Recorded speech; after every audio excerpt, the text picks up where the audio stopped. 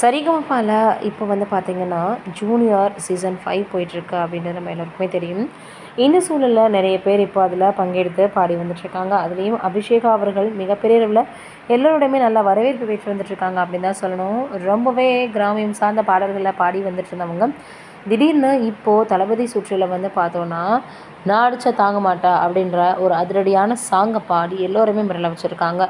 அவங்களுடைய வாய்ஸாக இருக்கட்டும், இல்லை அவங்க பாடக்கூடிய விதமாக இருக்கட்டும், எல்லாமே சூப்பர் டூப்பர் ஹிட்டாக இருந்தது.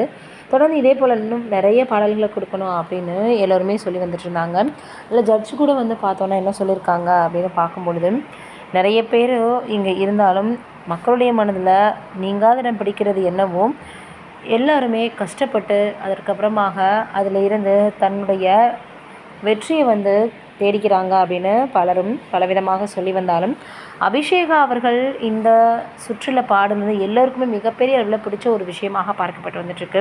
தொடர்ந்து எல்லோருமே அபிஷேகாவிற்கு வாழ்த்துக்களை தெரிவித்து வந்துட்டுருக்காங்க. இப்போது இந்த சூழலில் என்ன இருக்குன்னா, எஸ்பி சரண் அவர்கள் அபிஷேகா அவர்கள் பாடும்பொழுது மிகப்பெரிய அளவில் அவருக்கே வந்து பார்த்திங்கன்னா ரொம்பவே ஷாக்காக இருந்திருக்கு. நல்லா பாடியிருக்கமா அப்படின்ற மாதிரி அவங்கள வாழ்த்துனதோடு மட்டும் இல்லாமல், நிறைய இன்னும் நீங்கள் இதே போல் நல்லபடியாக பண்ணணும் அப்படின்னு வாழ்த்துக்களை தெரிவிச்சிருக்காங்க. இது ஒரு பக்கம் இருக்க, நடிகர் விஜய் அவர்கள் தான் வந்து நடிக்கக்கூடிய ஜனநாயகன் திரைப்படம் தான் கடைசி திரைப்படம் அப்படின்னு ரசிகர்களுக்கெல்லாம் மிகப்பெரிய அளவில் ஷாக் கொடுத்துருந்தார். இந்த சூழலில் வினோத் அவர்கள் இயக்கியிருக்கக்கூடிய ஜனநாயகன் திரைப்படத்தை பற்றி சில விஷயங்களை பேசியிருக்காங்க. நான் வந்து பார்த்து தான் படம் எடுத்தேன். நிறைய கண்டிஷன்ஸுக்கெலாம் வந்து செட் ஆகிற மாதிரி தான் நான் எடுத்தேன். ஆனால் ஏன் வந்து நம்மளுக்கு வந்து பார்த்திங்கன்னா இந்த மாதிரியான சிக்கல்கள் வருது அப்படின்ட்டு தெரியல. ஆனால் வந்தால் நம்ம எதிர்கொண்டு தான் ஆகணும். அதனால் என்ன நடக்க போகுது அப்படின்றத நம்ம வெயிட் பண்ணி பார்ப்போம் அப்படின்னு வினோத் அவர்கள் சொல்லியிருக்கிறாரு. ஜனநாயகன் திரைப்படத்தினுடைய தீர்ப்புக்காக வெயிட் பண்ணிகிட்ருக்காங்க அப்படின்னு தான் சொல்லணும்.